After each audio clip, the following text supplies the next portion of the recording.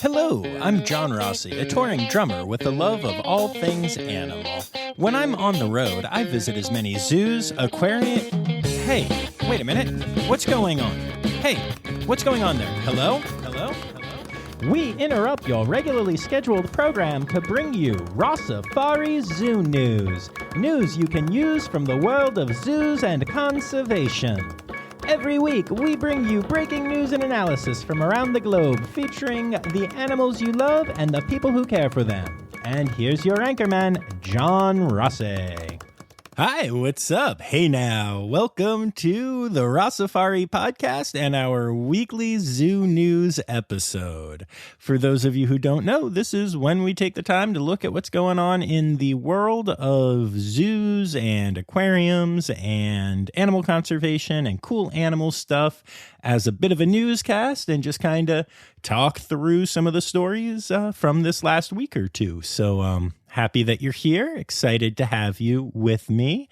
As always, I am John Rossi, your host, and I'm here to take you through these stories this week. So it's going to be a good time. Speaking of a good time, I like to think that this podcast does a lot to help educate the people who listen to it. And normally it's about animals, but every once in a while we've got to go into the realm of the other parts of the world. And, today I think it's important that I talk to you about a very important part of the non-animal world, something that I think most of us can agree is really, I don't know, just important to understand and be knowledgeable about today in these times. I'm not talking about COVID. I'm not talking about the situation in Ukraine or anything going on with the Supreme Court right now, although all of those things are scary as hell. In fact, what I'm talking about is pizza. Pizza. Did you know that there is a buffalo-style pizza? Now, I'm not talking about buffalo chicken style, although I do love me a good buffalo chicken slice. But I am talking about like how there's New York style pizza and Chicago style pizza. There is a buffalo style pizza. Now, interestingly, Buffalo is not as identified with its pizza as other places are, but it is definitely getting more popular, with Travel and Leisure recently naming Buffalo one of America's favorite cities for pizza. So what a buffalo-style pizza is a very specific thing. It features a slim, sometimes non-existent crust coastline, meaning that the ingredients actually go out to and often over the edges of the crust. The crust itself is a thick and airy crust with very little structural integrity. It's definitely a thicker crust, but it's not as hard and as firm, let's say, as a crust, for a normal, like, thicker crust pizza. And then the sauce is a sweeter sauce than you will normally have on a lot of pizzas. And even though they call it normal cheese, it would be what most places call extra cheese. So yeah, it's very recognizable, but is also very much its own thing. And one thing that happens a lot now, I'm not saying that you have to order it this way, but to be what a lot of people consider a true buffalo style pizza, you have to get it with pepperoni. And the trick here is you're not talking about the big floppy pepperoni, okay? It's a very specific thing that they do where they get spicy pepperoni, and they are very small slices that cup upwards. They're like little cups of pepperoni. And then if you cook them just right, you get a char right around the edges. And you put all of that together, and that is a buffalo-style pizza. And now you know that exists. On a completely unrelated note, I'm only telling you this because, it's obviously very important that we all educate ourselves on things. But also, I did happen to have buffalo-style pizza for the first time tonight, and it was fantastic. The place where this was started was Bocce Club Pizza back in 1946 in Buffalo, and I actually got to have some Bocce Club Pizza tonight, and it was amazing. So yeah, I just really had to share that with you because honestly, before starting to spend a lot of time in Buffalo and before Zoe moved up here, I didn't even know that there was such a thing as buffalo-style pizza. And now I do, and now I've eaten it, and it's amazing. So I had to share that knowledge with y'all because that's just the kind of guy I am. And I can still taste it as I record this. Anyway, let's listen to an ad that isn't what I just did, which was basically a 5-minute ad for buffalo-style pizza. Today's episode is brought to you by Daydreamer Studios. Do you have stories and expertise to share with the world? Have you ever thought about starting your own podcasts? There's no better time to start than now with the help of a trusted production partner. Daydreamer Studios is a full-service production company that takes all the stress off your plate. You can focus on creating engaging content while they focus on recording, editing, audio engineering, hosting, and publishing on 22 platforms. Log into the advanced remote system with one click, and the Daydreamer team will be on the other end, ready for you to record everything you have to say. Owned and operated by Daydreamer Network, Daydreamer Studios continues on the company's mission to empower storytellers of all kinds by making podcasting accessible to all. For more information and current promotions, visit daydreamernetwork.com/studios. All right, so quick reminder, this is a crowdsourced news program, so if you happen to see any stories that might fit this show, feel free to tag me in them on Instagram, Facebook, or Twitter at Rossifari, on TikTok at RossifariPod, or email them to me, rossifaripod@gmail.com. You can also DM me at any of those places. It all works, and then I'll read your name at the end of the episode. Yay!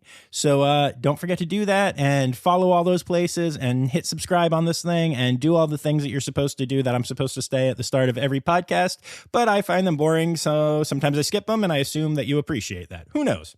Anyway, let's get to it. 1, 2, 3, 4. Ow, there's a funky monkey, tree kangaroo, or a binturong. It's Zoo News. Yeah. All right, so we start off this week's pizza news with a pizza about pizza. Sorry, I'm kidding. Okay, so let's get to it. The first story of the week is interesting for a very specific reason. Okay, so you may remember that the Naples Zoo recently had a situation where one of their tigers was put down by a police officer because a member of a external hire cleaning crew decided to reach into the tiger enclosure. And it was definitely a sad story, and it was definitely a bad look for the dude involved. But the Naples Zoo was cleared of all wrongdoing with the AZA and with the police and all that stuff. Everything that they had was correct, and this person was just determined to get to the tiger and thus did so. Well, it turns out that this year is the reaccreditation for the AZA membership of the Naples Zoo, and the zoo was granted reaccreditation. So I just think that's really cool and really interesting because it proves that the AZA really does stand behind their decision, that Naples did nothing wrong. They followed all procedures, and that tragic story, while it was tragic and sad and should not have happened, was truly not the fault of the zoos. And, in light of what's happened with Columbus being denied accreditation this year, which I know, there are different people that have different opinions on, but I think was a bit harsh. But I thought it was really interesting to see that they stood by Naples with this. It's cool that you don't have to worry about just a bad situation of being in the news during your reaccreditation process means that you're definitely not going to get reaccredited. So congrats to all of our friends at Naples, and also nice work by the AZA. Y'all did the right thing. Woodland Park Zoo has apparently decided that they really, really, really want me to move across the country and go visit them, starting in, say 2026? I assume that's what's going on anyway, because Woodland Park Zoo has announced that they will be opening a new exhibit called Forests for All. They say, we need forests, and now, with the health of the world's forests at risk, forests need us. Only when forests thrive can nature reach its full potential as a climate solution. The new experience will build on our global conservation work, motivate guests to act to conserve forest habitats, and feature vulnerable and endangered animals representing forests of the world, including tree kangaroos, much adored red pandas, colorful birds, and fascinating reptiles and invertebrates. Y'all, Woodland Park Zoo is opening a new exhibit that is going to feature tree kangaroos and red pandas. Y'all, I got to go to Seattle in 2026. So, if anybody knows of any places that will need a drummer in 2026 in Seattle, please let me know now. But seriously, I'm so excited. I think this is such a great idea for an exhibit because of all the crap they said about forests, but also mostly tree kangaroos and red pandas. I really wasn't paying attention to the rest. No, I'm kidding. I love how educational this is and how much thought has gone into this new exhibit that is going to feature red pandas and tree kangaroos. I'm so excited. All right, we'll be back after this quick break. Check out the new nature podcast that everyone is talking about, Birds of a Feather Talk Together. If you like Radiolab or Planet Earth, you'll love Birds of a Feather Talk Together. Escape from the daily grind into the world of birds. 2 experts and 2 amateurs talk about a different species every week. Recently, we talked about the osprey, burrowing owls, roadrunners, pigeons, giant hummingbirds, house wrens, sandhill cranes, and so many more. We have a lot of fun every week. Learn more about the incredible birds around you and some that you didn't know existed. Birds of a Feather Talk Together. You're going to like these birds. I guarantee it. Henry Vilas Zoo recently announced that Chelsea, a critically endangered 31-year-old Bornean orangutan, is pregnant, which is really exciting. The baby watch is expected to begin on May 22nd and could go for a couple weeks from there. And the zoo is really leaning into this. They are holding a baby shower for Chelsea and will be giving baby shower themed enrichment. Guests will also have opportunities to hear from care staff about how the staff is supporting Chelsea during the pregnancy. And they are also telling people out there that if you would like to help them out, you can go to henryvillaszoo.gov/baby. They set up a way to donate there and also a wish list where you can purchase things like teething toys and even Pedialyte. It's kind of funny how all primate babies, including human ones, need certain things that are the same. So if you want to go and make a difference in the life of a baby orangutan, again, that's henryvillaszoo.gov/baby. Congratulations to Erica Kohler, who has been named the executive director of the San Diego Zoo and is only the second woman to hold that post in the 106-year history of the zoo.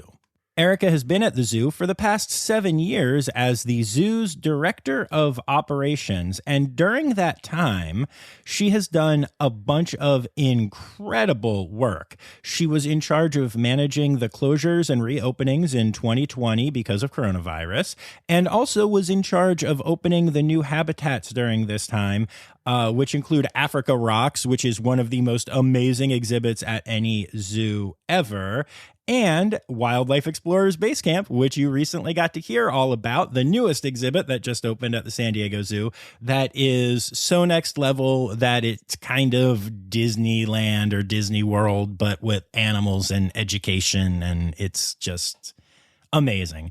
And so the fact that this person has been in charge of all of these things that I love so much for the last 7 years and now has been promoted to be the executive director of the zoo is really, really good news. Congrats to Erica, and I look forward to all of the amazing work that you will accomplish in this new position.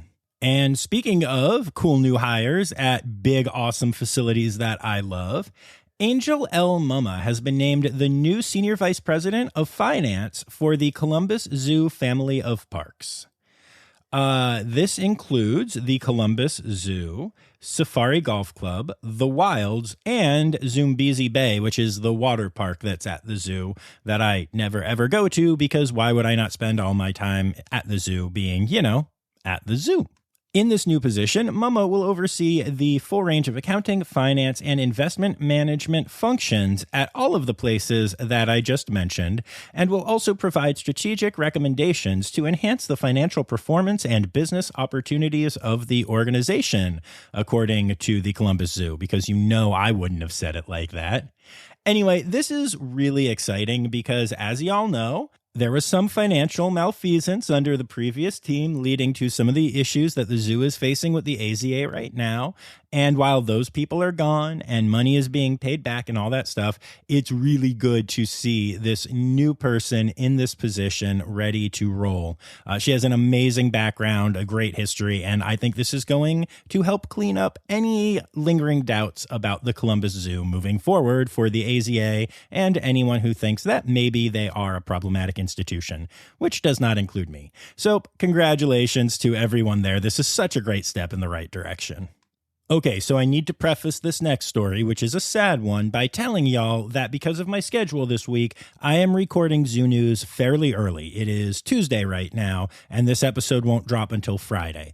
If this story gets updated, I will try to jump back in and update it, but depending on what my days are, I might not be able to. So if this has been resolved, and I really hope it has, then I apologize for the old news. On Friday of last week, officials at the Detroit Zoo shared the first photo of a 5-month-old wallaby joey that had just started leaving its mother's pouch. It was the official birth announcement of this incredible joey. And sadly, just 2 days later, the zoo officials said that the baby is missing and they don't know where it is. Which I didn't really have to say like that because that's what missing means. Yeah. But anyway, trying to use levity to take some of the sting out of this, but it's just a really sad story. Now, the Detroit Zoo has a lot of cameras, both in exhibits and trail cameras and surveillance cameras all around the zoo. But unfortunately, none of those have shown any signs yet. And although the joey is independent enough to get out of the pouch from time to time, it's usually for very small amounts of time, and it's highly unlikely that the joey would survive an extended period away from the mother. So this is a bleak story, y'all. The latest update as of when I'm recording this is that the zoo believes that the wallaby is gone and that native predators such as owls and hawks that live near the zoo were probably involved, and by being able to fly away with said joey, there is no evidence left behind. So while we can all hope for something miraculous to happen, most likely this was a unfortunately lost animal right after they announced it. And my sympathies go out to the entire staff at the Detroit Zoo, which is another just really amazing facility. This just goes to show that, these things happen from time to time, even at the best places. And you do what you can to protect the animals, but there's no way that you can stop every predator all the time, whether it's the National Zoo and the flamingos last week or this wallaby joey this week. These things happen. It's a shame. But on a significantly happier note, Sea Life Aquarium in Arizona has officially become AZA accredited. And now this is the second time that I'm doing a story about a facility becoming accredited. And I often don't make a big deal about that every time that it happens. There are, a good number of accredited zoos, and we have more important things to talk about sometimes. But I thought this one was noteworthy because Sea Life is a brand of aquariums that you will often find in malls. They go into malls and they put in an aquarium, and they're usually really good, and many of them are AZA accredited. And I just wanted to point that out because the idea of a mall aquarium is not ideal. I remember the first time I saw one, I think I was right outside of Dallas, if I remember correctly. And I saw that there was an aquarium in this mall, and I was like, "Oh my gosh, who do I call about this? This can't be good. This can't be legal." And then I saw accredited by the AZA, and I was like, "Oh my goodness." And I went in and I had the best time. May have gotten to meet some baby capybaras, y'all. Maybe. I don't know. But anyway, it was really cool. And so, yeah, so I just wanted to point that out. Now, I will also say that there are plenty of small petting zoos and aquariums in malls around this country that are not accredited and are roadside zoo style things. And, you still have to be careful. But don't just assume that because there is an aquarium in a mall that it's a bad place. This week, the AZA hosted their third and final webinar about their new DEAI initiatives.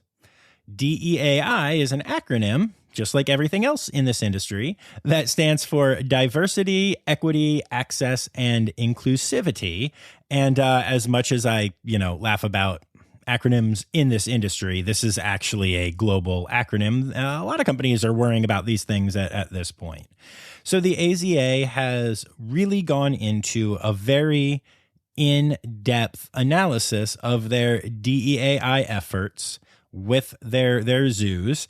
And it is a 3-part series that you can register and watch all parts of online at aza.org/webinars. And I think it's really cool, especially that the 3-part series doesn't just talk about their efforts, but they talk about monitoring and measuring progress towards goals in these areas, something that I sometimes think is lacking when companies look at these issues. So props to the AZA. That's pretty cool. Point Defiance Zoo recently announced the humane euthanasia of their beloved polar bear, Blizzard. Now, Blizzard was a geriatric bear who lived well past median expectancy.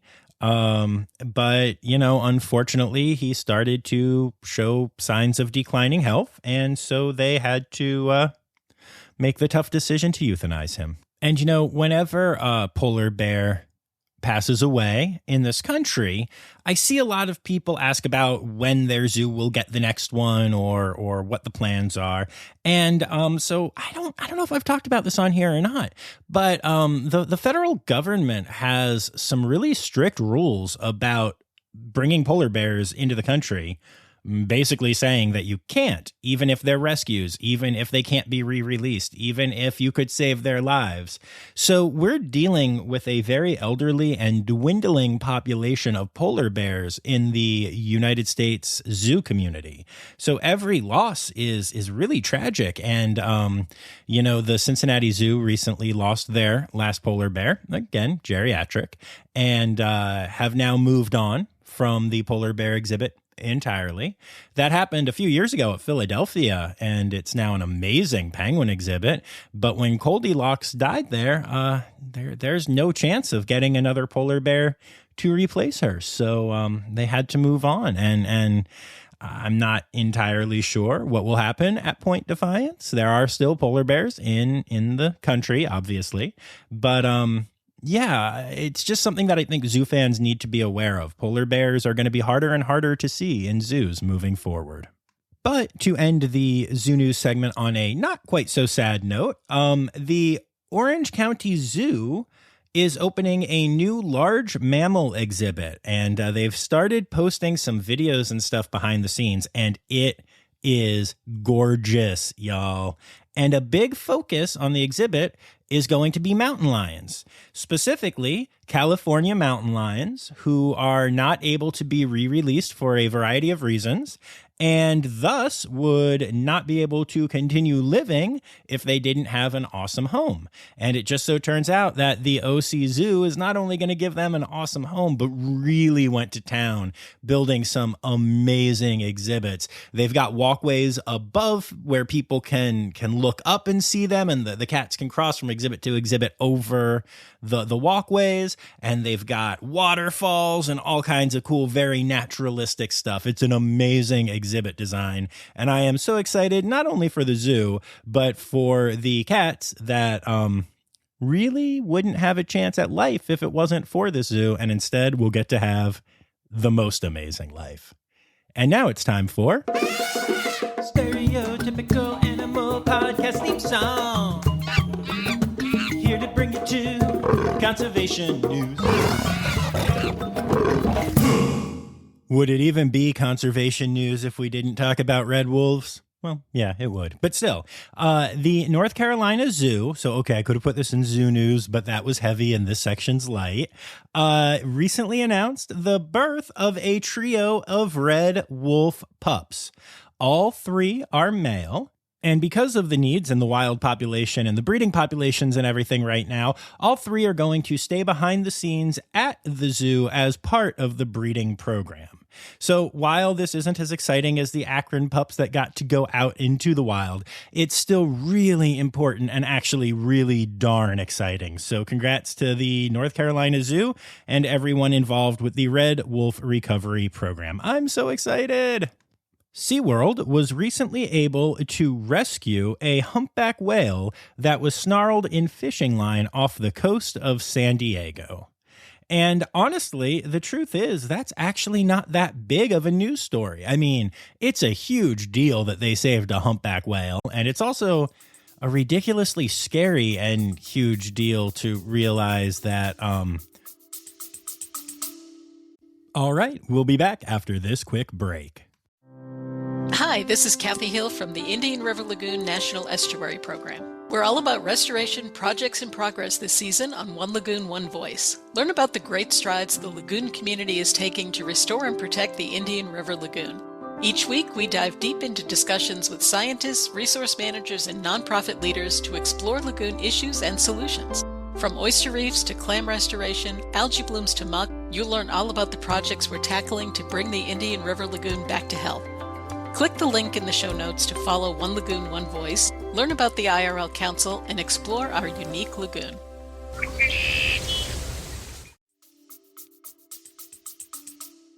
A humpback whale could get entangled in fishing line because of how much of that crap is out in the ocean, causing damage to the life that lives out there right now. In this case, the fishing line actually got caught in the whale's mouth and around one of its flippers and tails, with fishing equipment dragging below it and pulling down on the whale. Blah, just makes me sick. But anyway, the reason I say it's not a huge story is because SeaWorld does this stuff all the time. When I saw a injured sea lion at La Jolla Cove, I called a number that was on a sign there that said, like, if you see any injured sea lions, call us. And it was SeaWorld. And I know I've talked about this on here before, but just real quick, not only did they go out to check on the situation, but they also called me back with an update. That's insane. That's so cool. And I get so mad that SeaWorld, still amongst some people, has a bad reputation because of the movie Blackfish, which has been largely discredited. And really, they're just out there doing so good. So yeah, when you think of SeaWorld and whale, instead of thinking, ooh, bad captivity or Blackfish or whatever, think, hey, that's the organization that just saved a humpback whale in the wild, because they do that kind of crap all the time. And now for some exciting and hopeful news about elephants in Kenya. There is a very unlikely chance for elephant twins to survive in the wild because of the tough conditions out in the wild in Africa, and especially because mother's milk is oftentimes not strong enough in elephants to take care of twins. But in the case of a mother named Bora at Samburu National Reserve in Kenya, the mom's doing amazing parenting, and both twins are currently thriving. This is especially noteworthy as Kenya has been going through a horrible drought at this time.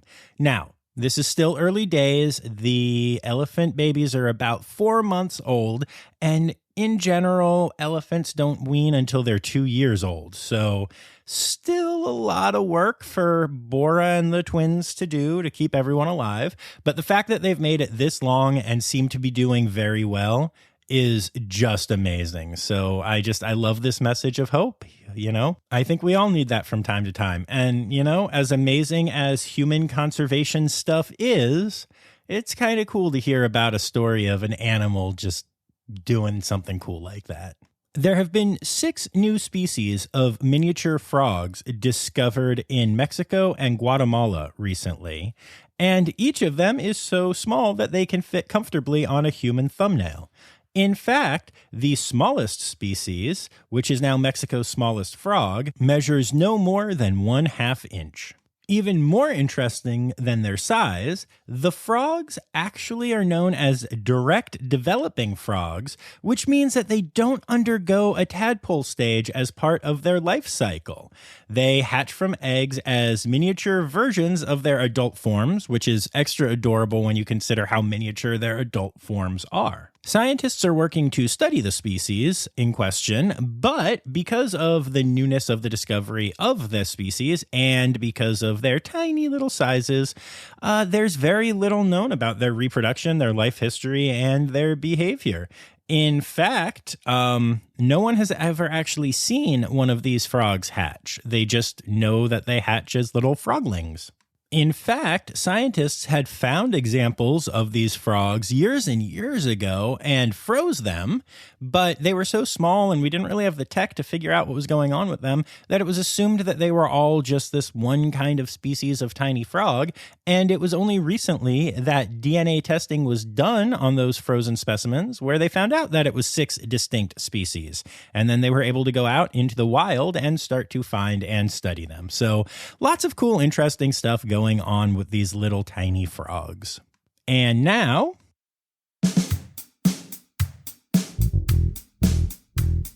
it's time for other news. It's time for other news. Hey, right now, it's time. It's time for other news.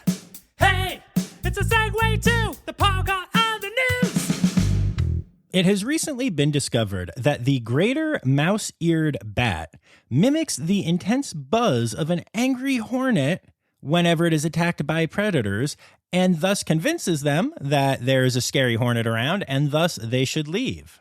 This is the first known example of a mammal mimicking an insect to gain protection from a predator, in this case owls or other similar birds of prey. In fact, it's quite possible that this is the first example ever of an animal using acoustic mimicry rather than mimicking the looks of another species to scare away their predators. The authors of the study that discovered this believe that other bats use the same tactic, although they have not been able to prove it yet. But it may be more than just the greater mouse-eared bat that does this. Such a cool example of how awesome nature is. And from buzzing bats to buzzed primates, a new study is trying to figure out if monkeys get drunk, and if so, if it explains why humans enjoy doing so as well. New research shows that spider monkeys routinely consume fermenting fruit, backing up the notion that humans inherited our love of alcohol from primate ancestors. This is something that is so well known amongst geneticists and biologists that it is called the drunken monkey hypothesis. We've actually known for quite a while that non-human primates enjoy alcohol. Chimpanzees have been known to raid stocks of palm wine brewed by villagers, and vervet monkeys in the Caribbean are famous for stealing alcoholic drinks from bars.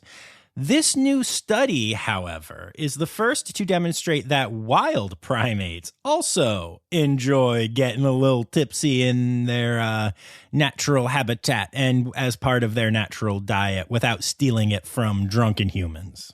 Interestingly enough, the monkeys are not just into it for fun, but the presence of breakdown products of alcohol in their urine demonstrates that they are gaining a calorific benefit from imbibing in the booze. In other words, yes, even wild primates get beer bellies. However, because their diets are so much harder to come by and because they need more calories because of how much they move because they're not sitting at an office desk, they don't actually get bloated or heavy from drinking the booze, so to speak. It just adds to their caloric intake that they need to stay alive and keep swinging. Now, you may be asking yourself, well, how drunk do these monkeys get? In the 15 months of observation that was done in the study, it seemed that they would basically have the equivalent of a very weak beer every day. That said, occasionally they do actually get schwasty. In the study observation period, again, it was 15 months, twice the scientists involved saw the monkeys get drunk, like drunk. We are talking about vomiting and falling out of the trees, y'all. So really, it's not just humans that have this problem. And while I don't know if this proves the drunken monkey hypothesis, it definitely does seem like we may have learned to get wild in the wild. Oh, animal holidays. Animal holidays. Hey! So here's your friendly reminder that May is National Lake Cleanup Month and National Duckling Month. Starting on Sunday the 15th, we will officially be launching Bear Awareness Week. So make sure that you are aware of bears that week. And now for the individual days, Friday the 13th is Friday the 13th, so try not to get killed by a murderer in your dreams. That's probably an old movie reference for some of you, but anyway. It's also Frog Jumping Day, and to clarify, that means it's a day where we celebrate frogs jumping. It doesn't mean that you should, jump a frog and steal its wallet. The 14th is World Migratory Bird Day, but no one cares about that at all because it's also World Binturong Day. Woo! I think it's kind of funny that that's actually the day before Bear Awareness Week, since they're often called bear cats. But also it's just an awesome day, and I look forward to celebrating it all day. Then let's see here. On the 16th, which is Monday, we've got International Sun Bear Day, and also National Sea Monkey Day, which is kind of adorable. And that's it for the whole week. So there you go. Those are your animal holidays for the week.